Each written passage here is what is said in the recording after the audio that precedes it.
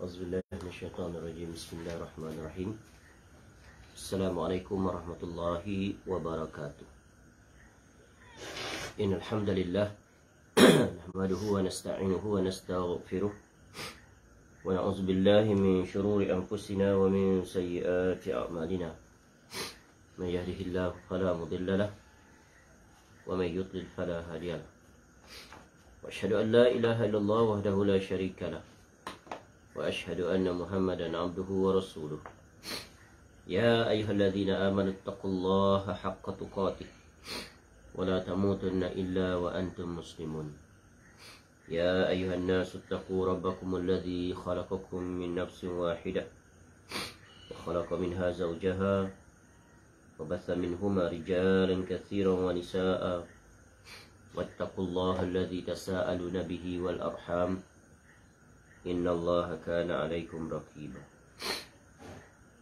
Ya ayyuhalladzina amanu taqullaha wa qulu qawlan sadida yuslih lakum a'malakum wa yaghfir lakum dhunubakum wa man yuti'illaha wa rasulahu faqad faza fawzan 'azima. Amma ba'd. Fa inna asdaqal hadits kitabullah wa khairal hadi hadi Muhammad sallallahu alaihi wasallam wa syarrul umur muhdatsatuha wa kullu muhdatsatin bid'ah wa kullu bid'atin dalalah wa kullu dalalatin finnar. Allahumma inna nas'aluka ilman nafi'an. Ya Allah, kami memohon kepada Engkau ilmu yang bermanfaat, wa rizqan thayyiban dan rezeki yang baik, wa amalan mutaqabbala dan amal yang diterima. Alhamdulillah, kita bersyukur kepada Allah Subhanahu wa taala. Pagi ini dapat lagi kita bertemu untuk kita meneruskan kuliah kita dengan mengambil faedah daripada kitab Tahzibus Sirah An-Nabawiyah min Kitabi Tahzibil Asma'i wal Lughat, ta'lif Al-Imam Abi Zakaria Yahya bin Sharaf An-Nawawi Ad-Dimashqi rahimallahu ta'ala. Yang kitab ini diberikan tahqiq dan juga ta'liq oleh Khalid bin Abdul Rahman bin Hamd Asy-Syai' hafizahullahu ta'ala. Mudah-mudahan dengan mempelajari kitab ini akan memberikan manfaat yang besar kepada kita dalam rangka untuk kita meneladani Nabi SAW yang menatijahkan kecintaan yang sejati terhadap Nabi SAW, dan itu adalah merupakan perkara yang diwajibkan terhadap sekalian muslim yang mukmin, kerana cinta pada Nabi SAW adalah perintah Allah Ta'ala. Dan bukti cinta kepada Nabi SAW adalah dengan melaksanakan apa yang diperintahkan oleh Rasulullah SAW, yang berbentuk suruhan untuk berbuat dan suruhan untuk meninggalkan. Dua perkara ini hendaklah berjalan beriringan. Itu merupakan kesempurnaan agama ini dan juga merupakan kesempurnaan ubudiyah seorang hamba kepada Allah Subhanahu wa taala. Dan perkara ini tak akan dapat dilaksanakan oleh seorang hamba, tak akan dapat dilakukan oleh seorang muslim kecuali ia mesti melalui pintu, iaitu ilmu syar'i. Dan salah satu ilmu yang besar yang menjadi kewajipan untuk dipelajari adalah al-ilmu wa huwa ma'rifatu nabiyyih, ilmu mengenal Nabi SAW. Dan salah satu cabang daripada beberapa cabang yang seseorang itu mengenali Nabi SAW ialah mengetahui dan mempelajari perjalanan hidup Rasulullah SAW. Dan Al-Imam An-Nawawi rahimahullah membuka pintu itu sebagai mukadimah awal untuk seseorang dalam rangka mendekat dan mengakrab serta membiasakan dengan kepribadian Nabi SAW, menerusi pribadi Nabi SAW yang dituangkan di dalam kitab ini, yang merupakan bahagian yang pertama yang disebut oleh Al-Imam An-Nawawi rahimahullah dalam kitabnya, iaitu Tahzib Al-Asma' wal Lughah. Sebelum Al-Imam An-Nawawi rahimahullah mulai nama-nama rijal, perawi-perawi hadis, itu juga para ulama di dalam kitab tersebut ketika menyeraikan biografi tokoh-tokoh yang sesudah Nabi SAW, dengan dimulai dengan nama Nabi SAW kerana tentunya mengambil keberkahan dan juga mengutamakan Nabi SAW. Kemudian baru disusuli dengan Ya, Imam Syafi'i rahimahullah, Imam Bukhari rahimahullah, dan seterusnya. Baik, untuk perincian bolehlah dirujuk pada kitab besarnya itu, iaitu kitab Tahzibul Asma' wal Lughat yang telah kita jelaskan pada awal mukadimah, ya, pada kata pengantar, ya, terhadap kitab ini. Baik, InsyaAllah pada pagi ini kita akan melanjutkan penjelasan Al-Imam An-Nawawi rahimahullah, iaitu pada fasal fi sifatihi sallallahu alaihi wasallam. Dan kitab terjemahannya adalah pada muka surat 44, iaitu sifat Nabi sallallahu alaihi wasallam. Baik, bismillahirrahmanirrahim. Qala al-Imam Abu Zakaria Yahya bin Sharaf An-Nawawi Ad-Dimashqi rahimallahu taala. Faslun fi sifatihi sallallahu alaihi wasallam. Baik, pada fasal yang menyatakan tentang sifat Nabi sallallahu alaihi wasallam. Ya, sifat Nabi sallallahu alaihi wasallam ini, ya, para ulama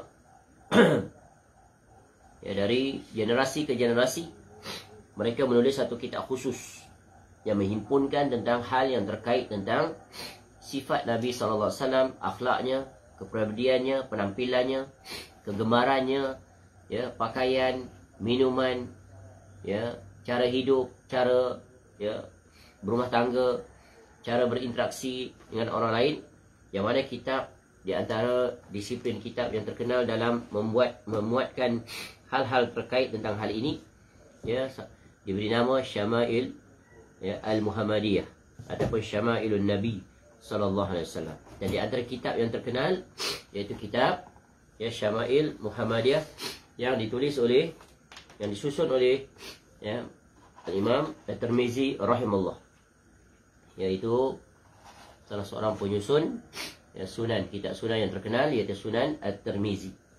Dan kitab beliau rahimahullah ini, ya, sangat masyhur di seluruh dunia sampai ke hari ini.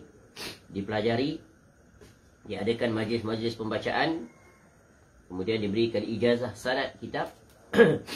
Kemudian kitab ini disyarahkan oleh, ya, para ulama, ada yang sederhana, ada yang berjilid-jilid tebalnya. Ini di antara kitab yang hendaknya kita pelajari. Baik, di situ dipaparkan hal-hal yang terkait tentang kepribadian Nabi. Begitu juga ulama-ulama lain juga ada menulis kitab tentang Syama'ilun Nabi, ya, seperti ramai ulama, ya, ada yang terperinci yang lebih luas perbahasannya daripada kitab Syama'ilun Nabi yang ditulis oleh Al-Imam At-Tirmizi rahimahullah. Kitab-kitab ini semuanya juga terpelihara sanadnya dan dibacakan di dalam majlis-majlis, ya, pembacaan untuk menjelaskan tentang kepribadian Nabi sallallahu alaihi wasallam. Baik, Al-Imam Abu Zakaria Yahya An-Nawawi rahimahullah dalam bab ini mengatakan, diawali dengan kana sallallahu alaihi wasallam laisa bit-tawil, ya, al-ba'in walal qasir walal qasiri wala bil abyadi wala bil abyadil amhaq, dan seterusnya. Itu teks asal di dalam kitab ini. Baik, mari kita lihat kitab yang kita guna ni, yang muka surat 44. Berkata Imam An-Nawawi rahimahullah, beliau sallallahu alaihi wasallam tidak terlalu tinggi dan tidak pula pendek. Ya, ini apa? Sederhana, pertengahan. Tidak terlalu tinggi dan tidak terlalu rendah. Jadi pertengahan. Maknanya tidak ekstrim ketinggiannya dan juga tidak ekstrim rendahnya. Baik. Tidak terlalu putih dan tidak pula coklat. Jadi maknanya Nabi SAW ini disebut, dalam riwayat-riwayat disebutkan dikompromi. Ada disebut kulit Nabi SAW putih, ada disebut seperti ini. Jadi para ulama pun buat kesimpulan daripada penjelasan tentang warna kulit Nabi SAW, mana-mana anggota Nabi SAW yang terdedah pada cahaya matahari, macam wajah, lengan yang terdedah, maka warnanya adalah kemerah-merahan. Putih bila kena cahaya matahari jadi apa? Merah, betul kan? Dia bertukar. Adapun tempat yang tidak terkena pancaran matahari, maka dia putih. Tapi putihnya tidaklah putih seperti putih susu itu. Boleh faham. Kemudian rambut Nabi SAW tidak keriting. Dan tidak pula lurus. Tidak pula lurus. Bahasa kita panggil apa tu? Ikal. Ikal mayang. Ya, jadi itu sifat yang dapat ditangkap oleh mata, panca indera. Saat meninggal, Nabi SAW tidak ada di kepalanya lebih dari 20 uban. Jadi menunjukkan betapa pemerhatian para sahabat, very detail. Tengok dengan teliti sampai uban Nabi SAW pun dikira.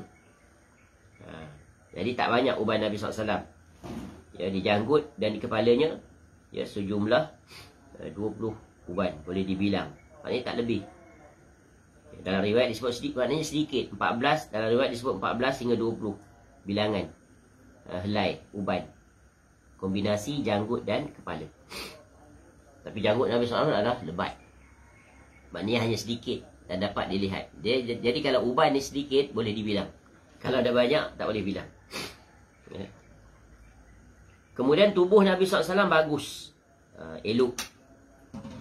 Jarak antara kedua pundaknya yang di bahunya jauh. Yakni dalam bahasa kita dipanggil dada Nabi SAW itu dadanya bidang. Maknanya sempurna.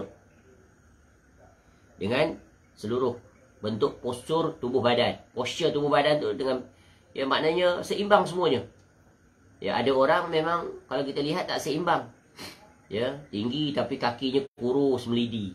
Tu dah, ya, nampak ada kekurangan. Maknanya tak balance. Kaki dia tu dengan tubuh badan dia tinggi, kurus, kering begitu. Tapi Nabi SAW tidak seperti itu. Sempurna seluruh sisi. Daripada atas kepala sampai ke tapak kaki. Memiliki rambut hingga kedua pundaknya. Rambut Nabi SAW sampai ke bahu. Pada satu waktu hingga dua telinganya. Ni sampai sini. Dan pada satu waktu hingga separuh telinga. Maknanya rambut Nabi SAW. Sebab apa? Ada kala Nabi SAW akan, bila panjang rambut barangnya sampai satu masa, Nabi SAW akan menggunting rambutnya. Betul kan? Sebab itu para sahabat berebut-rebut untuk mengambil rambut Nabi SAW dan mereka menyimpannya. Kerana di situ ada keberkahan. Sebab seluruh anggota tubuh badan Nabi SAW adalah berkah. Kemudian janggut Nabi SAW tebal. Maknanya lebat. Janggut Nabi SAW lebat. Sebagaimana cuba kita lihat orang-orang Arab sekarang ini. Yang menyimpan janggut itu lebat janggut mereka. Tidak seperti janggut orang Melayu. Orang Melayu, ya, yang orimnya, janggutnya sikit aja. Jadi orang Arab sampai daripada sini penuh. Karena janggutnya itu lebih lebat daripada rambutnya. Sampai begitu. Ya, orang-orang belah negara yang ekstrim ni, ekstrim dari segi suhu, ya, cara hidup, memang mereka itu, ya, memiliki janggut yang lebat. Adapun di belah Khatulistiwa ni kurang ekstrim kehidupannya, sederhana. Ya, musimnya hanya musim panas, musim hujan. Tu. Jadi bulu ni salah satu fungsi je untuk apa? Memanaskan badan. Betul kan? Protection. Jadi janggut itu sebagai bentuk protection. Ya, tengok negara-negara yang ekstrim suhu, yang ada musim. Mulai daripada India tu naik ke arah Pakistan. Ya, tu. Tapi ada juga yang tidak seperti itu, betul kan? Ini umum saja. Ada pengecualian. Baik. Kepala Nabi SAW besar. Ya. Jari-jari tangan Nabi SAW besar. Maknanya bila tangan tu besar, kuat. Tangan yang kuat. Menunjukkan tangan yang kuat, nanti kuat menggenggam. Ya. Nak pegang pedang, nak berperang. Ya, begitu juga. Dan dua tulang persendiannya besar. Tulang-tulang sendi Nabi SAW itu besar. Maknanya menunjukkan seorang yang gagah. Jadi fizikal Nabi SAW itu, bila dilihat, ya, immediately akan nampak seorang yang sangat berwibawa. Tubuh badan yang sasa, yang tegak. Maknanya pertengahan. Tak adalah sado macam bodybuilder tu. Itu dah hulu melampau. Dah mengubah bentuk asli yang Allah ciptakan. Tidaklah kurus kering lembik. Tak. Maknanya jasad Nabi SAW ni memang sempurna Allah ciptakan. Sebaik-baik kejadian. Dan ada daripada penampilan Nabi SAW ni yang berbentuk syariat, ada yang berbentuk iaitu tabiat, fitrah, ciptaan. Tak perlu tiru. Ada yang kena tiru. Apabila Nabi SAW memerintahkan. Boleh faham? Contoh macam janggut. Nabi SAW perintahkan orang lelaki, iaitu hendaklah menyimpan, menjaga janggut dia. Dan mengemaskini misai. Seperti memendekkan atau mencukur. Tapi janggut dilarang. Sebab apa? Sebab khaliful musyrikin. Ya. Kena menyelisihi orang-orang musyrik. Sebab apa? Mereka itu mencukur janggut. Maka kita jaga janggut. Dan dengan kita meniatkan untuk mencontohi Nabi SAW dari sisi ini, maka kita dapat pahala. Dan para ulama dulu mereka sangat menjaga sunnah yang satu ini. Bahkan di dalam Al-Quran pun disifatkan Rasul terdahulu seperti Nabi Yahya, Nabi Harun, ya, dia memiliki janggut. Ketika mana Nabi Musa AS meninggalkan Nabi Harun AS untuk menjaga Bani Israel, ketika mana beliau AS pergi bermunajat kepada Allah, bila balik tengok-tengok umat dia dah menyimpang akibat makar yang dilakukan oleh siapa? Samiri, sembah lembu, patung lembu. Lalu Nabi Musa AS marah, ya, dan memegang janggut. Disebut dalam surah Toha, surah yang ke-20 ayat 94. Dia pegang janggut, maknanya marah, saking marah. Maknanya menunjukkan betapa para anbiya ini menunjukkan contoh teladan tertinggi, betapa wajib pentingnya menjaga tauhid. Jangan sekali-kali diganti dengan kesyirikan, kerana ia adalah hak mutlak Allah Ta'ala. Tak boleh disekutukan Allah dengan makhluknya. Malah sensitif yang paling besar, hati paling marah, paling sakit, paling tak boleh terima bila melihat kesyirikan berlaku. Tapi jangan diterbalikkan. Orang sekarang nampak syirik kecil, ringan. Nampak orang pakai tangkal, tak rasa apa-apa dia. Ya, tak ada keinginan nak datang tegur, nak tanya. Tapi kalau orang, ya, tak menutup aurat umpamanya, rasa janggal, rasa nak marah. Ya, orang contohnya, ya, mengungkapkan kata-kata yang dilarang, cepat sekali marah dia. Tetapi bab yang terkait tentang syirik ni, dia tak rasa apa-apa. Padahal mana lebih besar dosanya? Mana lebih besar? Kesyirikan. Sebab kesyirikan itu adalah pembatal tauhid. Ini hendaknya kita ketahui. Ya, jangan diterbalikkan. Dua-duanya adalah larangan. Dua-duanya adalah dosa. Tapi yang lebih besar adalah kesyirikan. Baik, kembali. Jadi, wahai kaum lelaki, peliharalah janggut. Kalau ada sehelai, dua helai, biarkan dia tumbuh. Jangan dicabut, jangan dihilangkan. Apatah lagi kalau janggutnya banyak. Sebab janggut ini adalah permata bagi seorang lelaki. Bila seorang lelaki memiliki janggut, maka akan terlihat kewibawaan padanya. Bukan dengan adanya janggut, dah tua. Tak menampakkan ketuaan. Itu hanya persepsi yang salah. Ya, dengan ada janggut itu nampak kewibawaan seorang lelaki. Sebab Allah membezakan di antara lelaki dan wanita. Wanita tidak berjanggut. Ya, lelaki berjanggut. Bila dibuang janggut macam wanita. Licin. Dagu macam wanita. Tak malu ke? Ya. Bagi orang yang berjanggut, simpan. Dapat pahala. Bayangkan kita meninggal dunia dalam keadaan berjanggut di wajah. Nanti seorang akan dibangkitkan di negeri akhirat dalam keadaan akhir kematian. Nanti semua kita akan dihimpunkan. Tengok kita nanti akan sama dengan siapa. Ya. Bila kita lihat Nabi SAW dan para sahabat semuanya berjanggut. Tiba-tiba kita tak berjanggut. Dah tak masuk grup. Macam mana? Nampak tak? Jadi jangan remehkan sunnah yang satu ini. Kerana ada perintah daripada Nabi SAW. Kecuali ada perkara yang menghalang. Betul kan? Ada perkara yang menghalang. Setengah orang barangkali dia ada penyakit. Janggut tu menyebabkan dia kulit-kulit dia jadi berkurap ke apa semua. Itu lain. Ni elok je, sihat aja dia. Tiba-tiba dia buang. Buang janggut tu pun satu musibah juga. Melibatkan kos, masa, ya, merumitkan. Kena pergi dekat barber shop. Ya, duduk situ. Kemudian buang dia, kemudian bayar lagi. Hilang pahala. Hilang sunnah. Cukup ya. Baik, seterusnya. Berkata Al-Imam An-Nawawi rahimahullah, wajahnya bulat, matanya hitam. Bulat di sini ya disebut bukan bulat macam bola tu, bukan. Ya, maknanya pertengahan dia antara bulat dan mana oval sikit, mana bujur. Tidak terlalu bulat, tidak terlalu bujur begitu. Mata Nabi SAW sangat hitam. Hitam pekat. Ya. Bulu matanya panjang. Hujung matanya merah.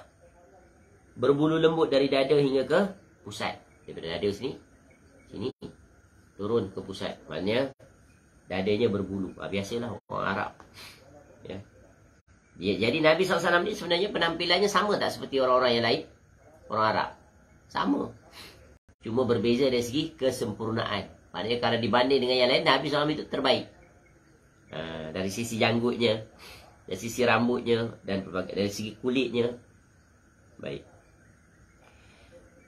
Itu selesai tentang apa? Tentang rambut Nabi SAW, janggut Nabi SAW, posture tubuh badan Nabi SAW, physical appearance. Kemudian, jika Nabi SAW berjalan, tengok cara berjalan pula. Sampai situ, tengok. Beliau SAW berjalan dengan kuat. Ya, mana jalan kuat dengan apa? Jalannya bersungguh. Bukan berjalan sambil lewa. Menunjuk. Nak tahu orang tu proaktif, positif, agresif, aktif, tengok cara dia berjalan. Ya, kerana berjalan ni menunjukkan seorang itu bersungguh dan juga tahu menilai masa. Nampak? Ni berjalan macam orang malas. Lewi saja. Lenggang kangkung. Ya, seolah jalan tanpa ada tujuan. Tengok, kalau orang tinggal di bandar. Orang tinggal di bandar jalan laju-laju. Sebab apa? Mengejar waktu. Tu. Sebab dia ada tujuan. Waktu rehat aja, bergegas turun. Cepat dia pergi. Nak beratur makan. Sebab dia kena timing. Tempoh masa makan, beratur, makan, sudah selesai, masuk balik pejabat. Jalan laju. Ya. Nabi SAW ni berjalannya bersungguh. Ya. Disebut dalam hadis tu, ibarat Nabi SAW berjalan laju tu seperti sedang menuruni bukit. Ya. Kita jalan menuruni bukit, berlari ke tak? Sambil jalan kita break, betul kan? Kita kawal. Lajulah berbanding dengan jalan di jalan datar. Tu.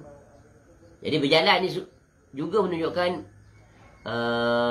bahasa badan. Boleh baca seorang itu bersungguh atau tidak dari segi cara jalan. Wajahnya berbina-bina laksana bulan purnama. Maknanya bersinar, bercahaya, elok, cerah, ceria. Boleh faham? Ceria wajah Nabi SAW ni. Ada cahaya. Wajah orang beriman bercahaya, betul kan? Ada sinar. Jadi Nabi SAW mengatasi semuanya itu.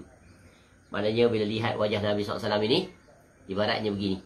Hilang seluruh stres. Jangan jadi bila orang tengok wajah kita, kita pula bertambah stres. Yang memiliki wajah tu adalah stres. Orang melihat wajahnya juga stres. Sebab tu Nabi SAW ya, perintahkan kita tunjuk wajah yang ceria apabila kita bertemu dengan sesiapa sahaja. Ini maknanya kita kena readjust, reposition ataupun recalibrate wajah kita. Sentiasa ceria. Sebab tu bila kita bangun pagi, first action kita buat apa? Bangun pagi, baca doa, betul kan? Doa tu secara tak langsung nak recalibrate the whole, our body, internal and external. Alhamdulillah, puji bagi Allah. Syukur kan? Bila seorang bersyukur, ceria tak dia? Alhamdulillah ya Allah, bangun pagi aku hari ini. Hidup lagi ya Allah. Ada peluang lagi untuk aku menikmati hari ini. Nampak? Ceria tak? Ceria. Tu. Doa tu sendiri berbentuk untuk memasukkan input positif pada diri kita, iaitu kita masih dikurniakan nikmat masih hidup. Gembira tak masih hidup? Gembira. Jadi wajah immediately berubah. Menampilkan apa? Wajah yang riang, ceria. Tu kita. Bila kita bertemu dengan orang lain, berbicara, maka ceria juga. Sebagaimana kata Nabi SAW, la tahkiranna minal ma'rufi syai'a walau an talqa akhaka biwajhin tariq.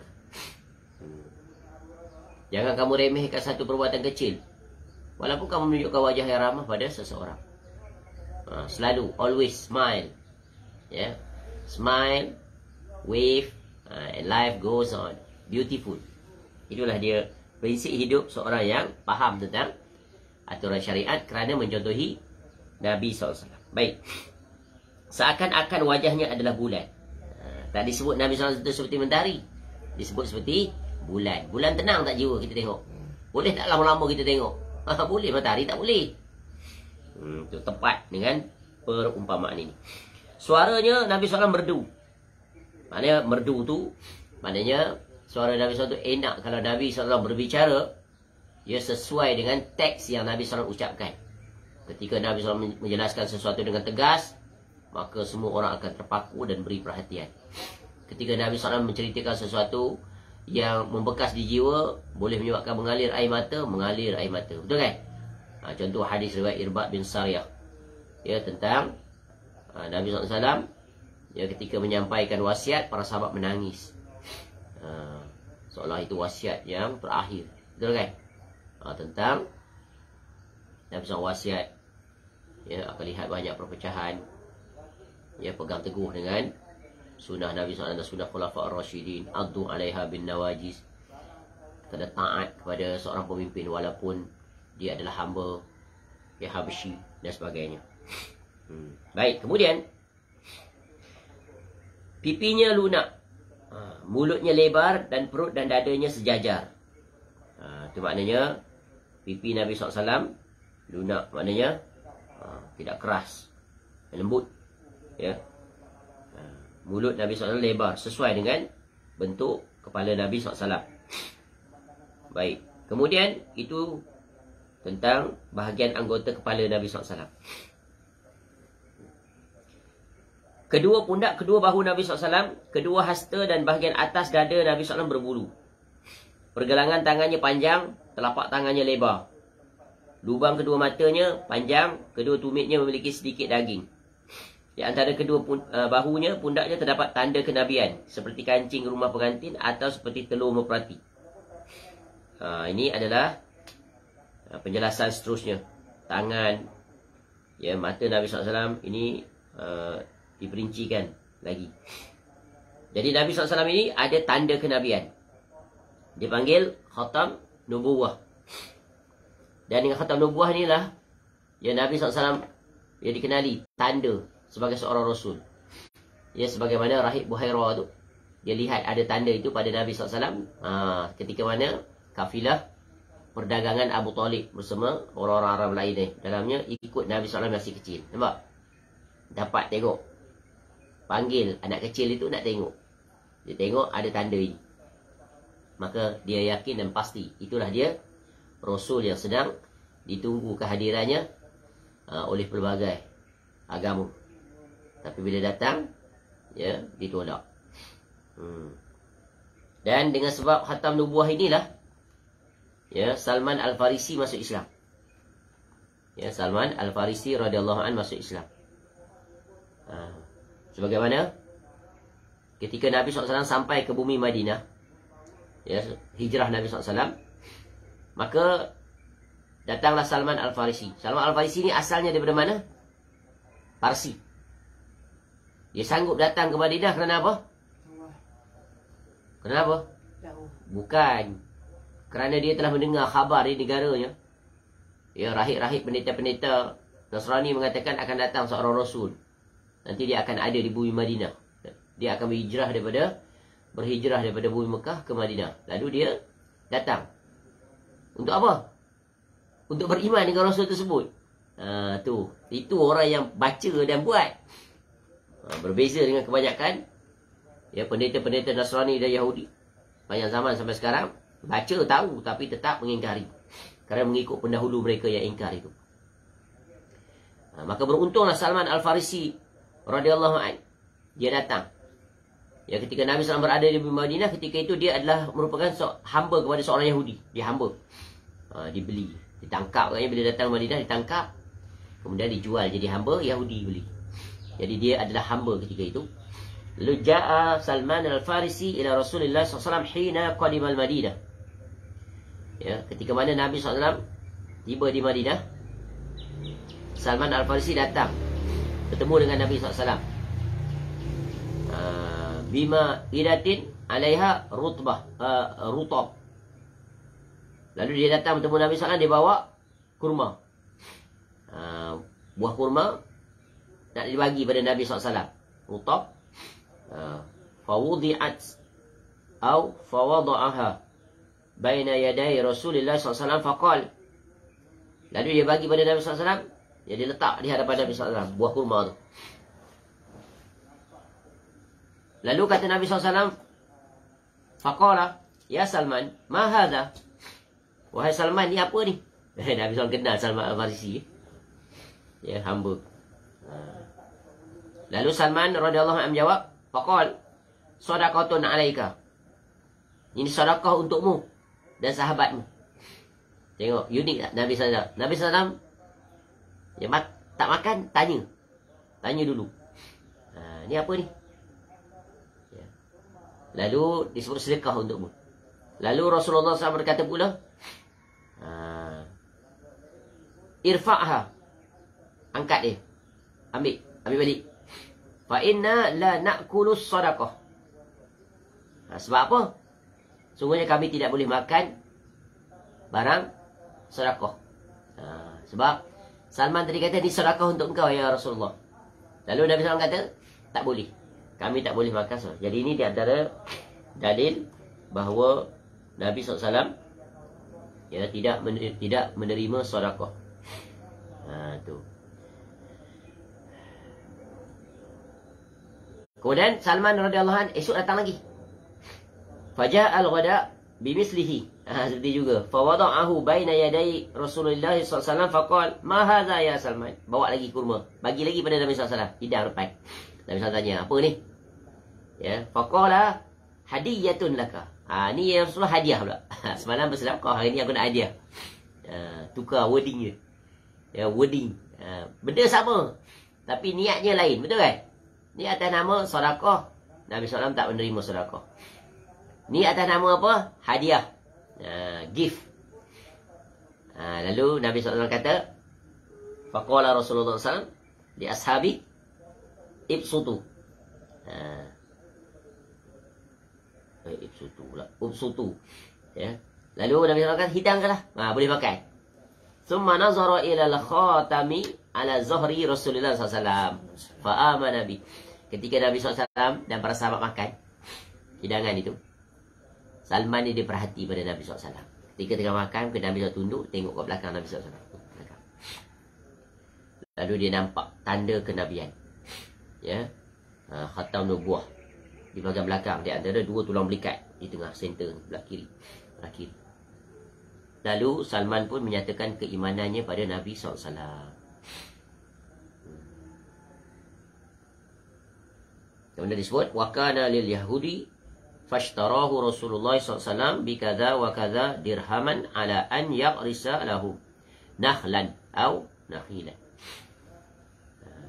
Ketika situasi itu berlaku, Salman itu adalah hamba milik, dia masih seorang status hamba, seorang Yahudi. Jadi Nabi SAW kemudiannya menebus, membebaskan Salman dengan membayar sekian dirham. Bagaimana cara bayarnya? Iaitu dengan menanam tanaman kurma di atas bidang tanah untuk mereka. Kena tanam pokok kurma sebagai bayaran untuk pembebasan. Dan Nabi SAW sendiri ikut bersama menanam pohon-pohon kurma untuk pemilik Salman, iaitu Yahudi tu. Bayar betapa tingginya darjat, mulianya Salman radhiyallahu anhu di sisi Nabi SAW. Tengok Nabi SAW pandai tak menghargai seseorang. Daripada Parsi itu sanggup datang, berjalan merentasi gurun bagai, untuk semata-mata mencari tahu tentang seorang Rasul. Untuk tujuan apa? Beriman, bukan untuk tujuan menolak. Jadi Salman radhiyallahu anhu tahu. Sebab apa? Ya, Salman kata tadi sedekah. Yang kedua kata hadiah. Sebab dalam kitab mereka mengatakan Rasul ini nanti tidak menerima sedekah tapi menerima hadiah. Betul, tepat. Seperti mana kitab mereka itu. Kemudian ada tanda pula khatam nubuah. Lalu berimanlah dia. Tengok, orang-orang yang mencari kebenaran, Allah akan pertemukan kebenaran. Orang-orang yang mencari pembenaran, akan tetap juga di atas pembenaran, tetap atas kebatilan. Sebab tu hidayah tu sangat mahal harganya. Kena minta pada Allah. Ya. Dan hidayah itu datang daripada hati, keinginan, hajat. Sebab tu Allah perintahkan ihdinas siratal mustaqim 17 kali dalam sehari. Bila kita baca ayat itu, kita kena relate dengan pegangan kita sekarang. Maknanya, ya Allah, jika pegangan yang aku pegang sekarang dalam urusan agama ini benar, maka tetapkan aku di atasnya. Jika ia menyimpang, jika tidak benar, maka engkau pindahkan aku kepada hidayah yang aku minta ini. Hanya kepadamu, ya Allah, aku berharap dan berhajat. Tu, kena minta seperti itu. Ya. Orang-orang yang berada di atas kesesatan, yang jatuh ke dalam pelbagai kebidahan, khurafat, bahkan kesyirikan, mereka baca juga ayat ini. Kerana mereka juga solat. Dan mereka tetap di atas jalan itu, padahal mereka menyimpang. Punca kenapa? Kerana dari sisi penghayatan dan pengharapan ketika mengucapkan ayat itu tidak diiringi dengan permohonan tadi. Cubalah kalau dia niatkan, ya Allah, jika apa yang aku pegang sekarang ini batil, menyimpang, maka kebuanglah ia daripada diriku. Gantikan dengan hidayah yang mutlak yang engkau perintahkan. Cenderungkan hatiku kepada kebenaran. Maka orang seperti itu akan menemui kebenaran. Macam ni Salman. Ya. Dan Allah memuliakan Salman Al-Farisi radhiyallahu anhu sehingga Nabi sallallahu alaihi wasallam sendiri yang menebusnya dan Nabi SAW sendiri yang ikut menanam. Diriwayatkan, ya, syarat ditanam 300 pokok kurma. Dan Nabi SAW tanam. Ya. Dan tumbuh semua. Dan berbuah. Kecuali satu yang ditanam oleh Umar radhiyallahu anhu. Jadi beberapa sahabat ikut tolong untuk membebaskan. Ya, Masya Allah. Bolehlah tengok dalam hadis. Ya, Salman, Nabi SAW dan para sahabat ikut sama, bergotong royong. Tetapi, ya, sebatang pohon, ya, mati. Bukan mati, dia tak berbuah. Tengok, tanam tu pokok kurma sampai berbuah. Nampak?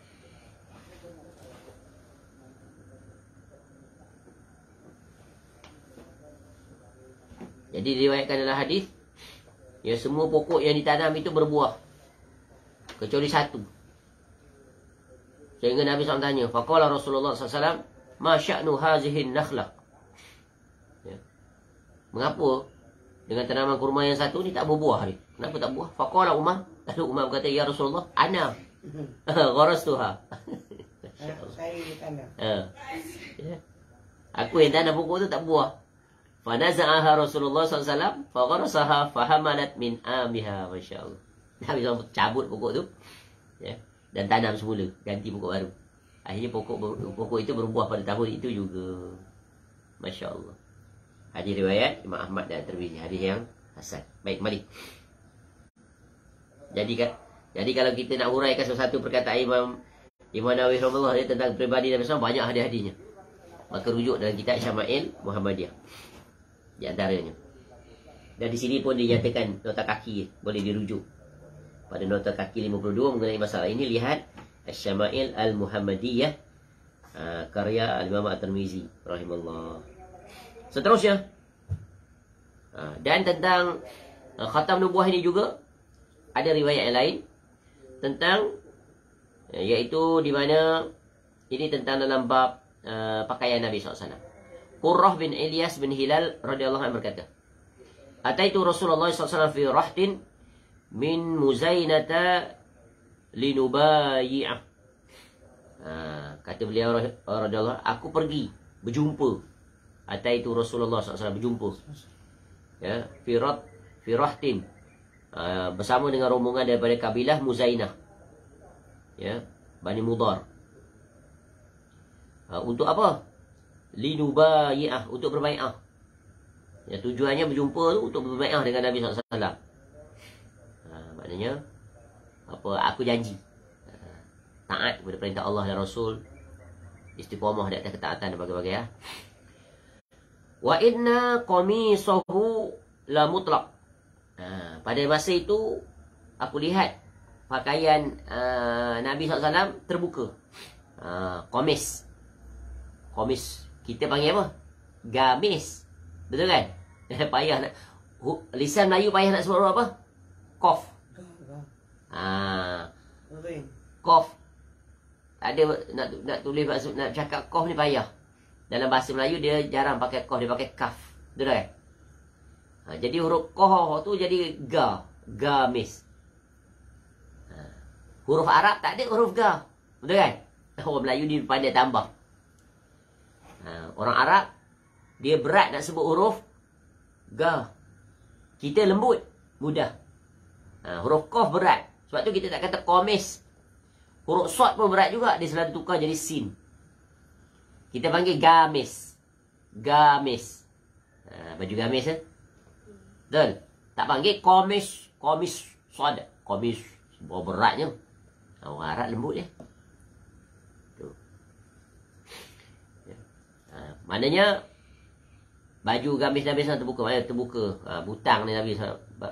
Nabi SAW ada kala pakai baju butang dibuka. Dia pakai dada. Buka nampak. Lalu ketika itu disebut qala zirru qamisihi mutlaq. Terbuka butang. Qala kemudian qala berkata tadi Qurrah bin Ilyas tu radhiyallahu anhu, fa adkhaltu yadi fi jaibi qamisih. Lalu dia tengok baju Nabi SAW terbuka, dia masukkan tangan dia dalam baju Nabi SAW. Dia buat apa? Masuk dalam jubah Nabi SAW. Famasistul khatam. Masuk dalam baju, pergi ke belakang, menyentuh tanda kenabian Nabi SAW. Maknanya dia nak ambil kesempatan itu nak merasakan. Sebab tahu bahawa Nabi SAW tu ada tanda kenabian, nak tengok. Betul ke ada? Masuk, ambil peluang. Dan Nabi SAW tidak marah. Ya, ini menunjukkan betapa Nabi SAW Sabar. bukan bersabar, maknanya mengizinkan. Maknanya para sahabat, satu lagi para sahabat ni, di antara mereka itu memiliki ciri-ciri yang berbeza. Ya. Bukan, maknanya mereka itu sangat ingin tidak melupakan peluang, kesempatan bila berada bersama Nabi SAW melakukan sesuatu. Ya, aku nak tengok betul ke Nabi SAW dia ada tanda. Nak tengok, datang. Beraninya para sahabat. Dan dalam situasi Nabi itu, Nabi SAW seolah-olah mengetahui, betul kan? Macam kalau orang-orang alim ni, mereka ada firasat. Firasat dia.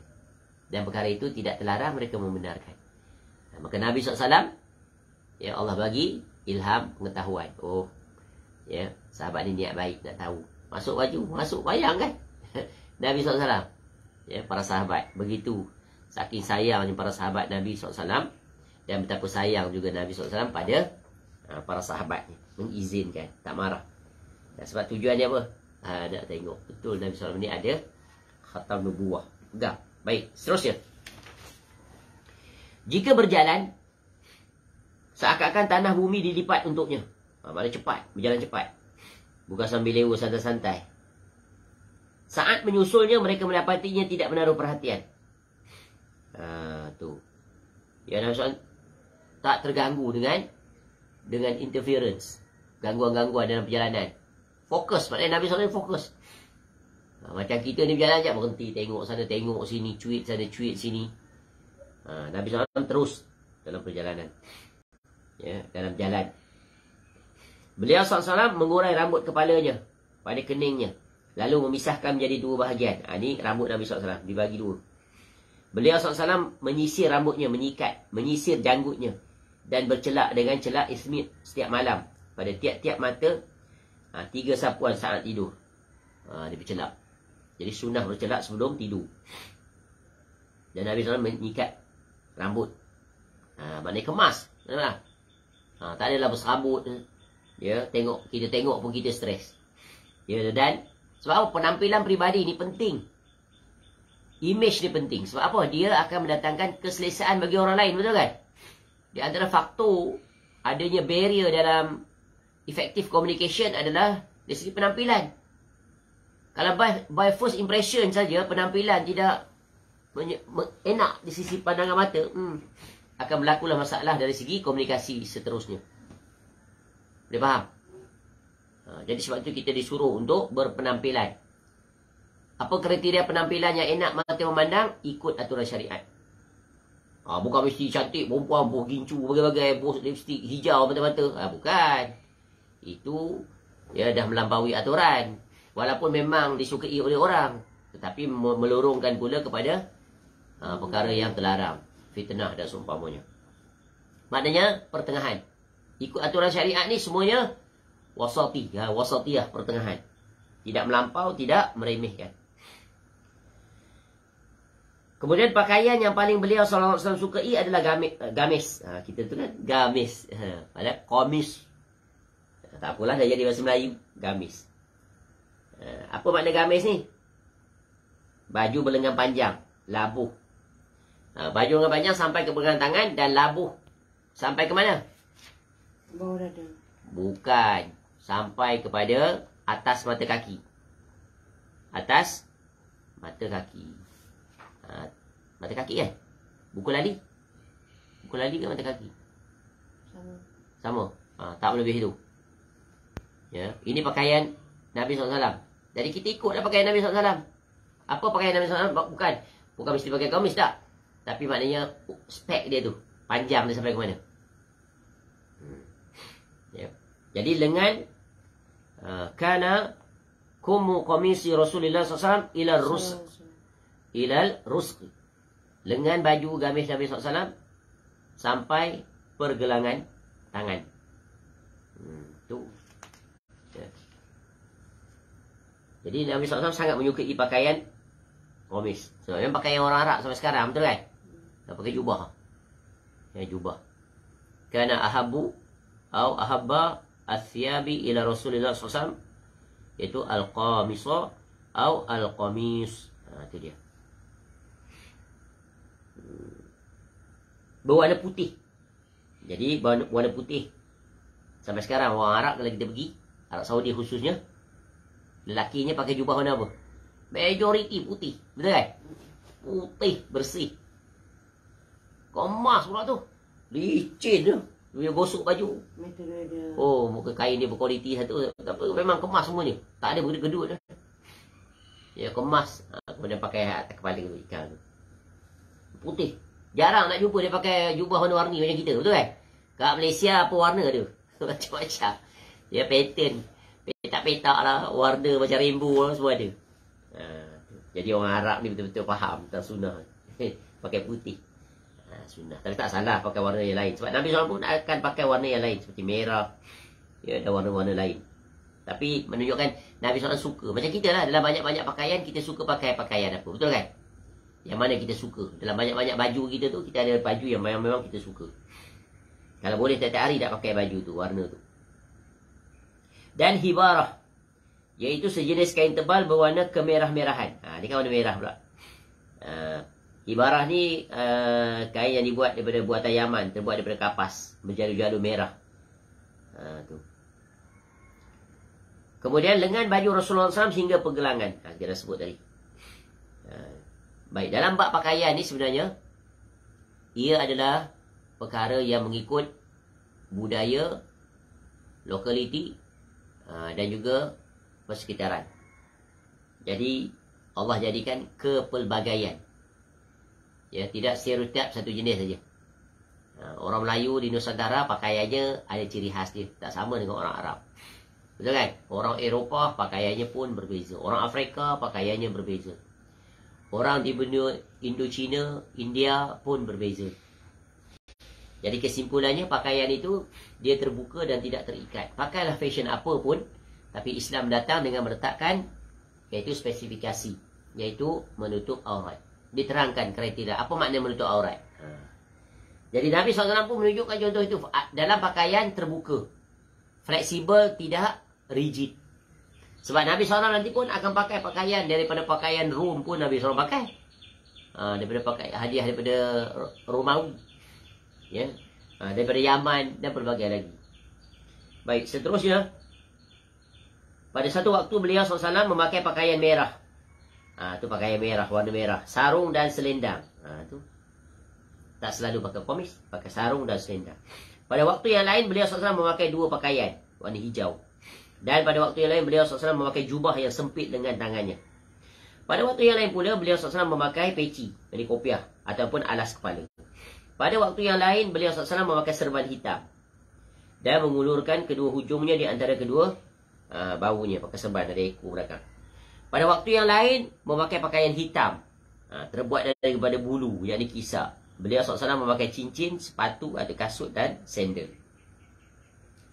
Nabi SAW pernah pakai jubah ala Romawi ketika perang Tabuk.